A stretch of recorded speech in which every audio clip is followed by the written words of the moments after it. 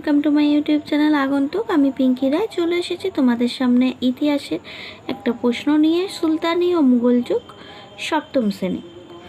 তো আজকের প্রশ্নটি হলো, দেখো, মীরাবাই, টিকা লেখো মীরাবাই। তবে বলে রাখি, আজকের প্রশ্ন আলোচনা করার আগে যদি আমার এই প্রশ্ন উত্তর তোমাদের সঙ্গে শেয়ার করা ভালো লেগে থাকে তবে অবশ্যই সাবস্ক্রাইব করো আমার আগন্তুক ইউটিউব চ্যানেলটি। কেননা তোমাদের এই সাবস্ক্রিপশন, লাইক ও কমেন্টস আমাকে অনুপ্রেরণা দেয় আরও নতুন নতুন ভিডিও তোমাদের সামনে নিয়ে আসার জন্য। তো প্লিজ সাবস্ক্রাইব মাই আগন্তুক ইউটিউব চ্যানেল।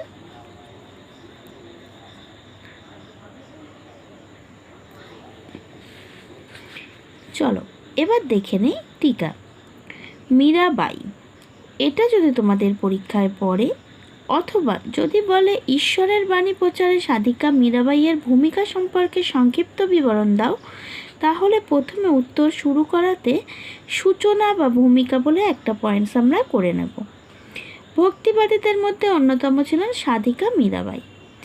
এবার পয়েন্টস করব মীরাবাই। মীরাবাই মেন পয়েন্ট হবে এবং তার মধ্যে দুটো সাব পয়েন্ট করতে হবে। 1 নম্বর প্রথম জীবন। প্রথম জীবনে তিনি কী ছিলেন, ঠিক আছে? তাহলে কি লিখবো সেই বিষয়ে?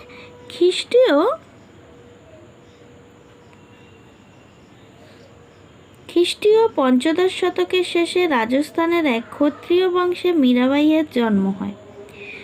মাওয়ারের শাসককুলে মীরাবাইয়ের বিয়ে হয়। মীরাবাই তার সাধিকা জীবনের অনেকটা সময় কাটান গুজরাটের দ্বারকায়।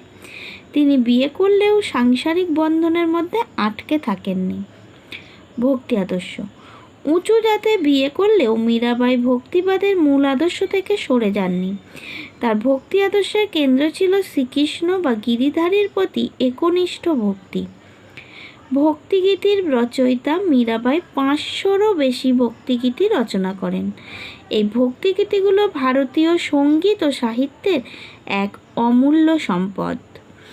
এমনি একটি ভক্তিগীতি হলো মেরে তো গিরিধারী গোপাল দুসরা না কহি, যাকে শির মোর মুকুট মেরে পতি সই।